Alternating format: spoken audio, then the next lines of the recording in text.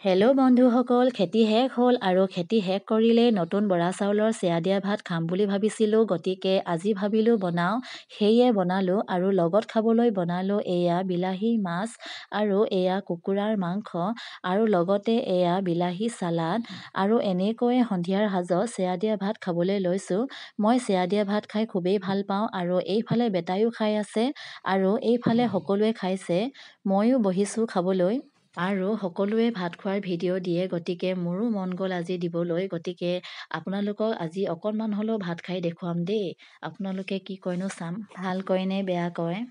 তো খাইছোঁ এয়া ভাত আৰু এয়া লৈ লৈছোঁ মাংস।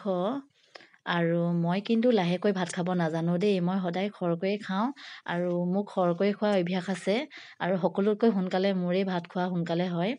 গতিকে সোনকালে খাই ভাল পাওঁ মই। এয়া সকলোৱে খাই আছে, এয়া বেটায়ো খাই আছে। ৱাও, ইমান দিনৰ মূৰত যে খাইছোঁ, বহুত ভাল লাগিছে দেই। সদায়তো খোৱা বস্তু নহয় চেয়া দিয়াটো বাৰু।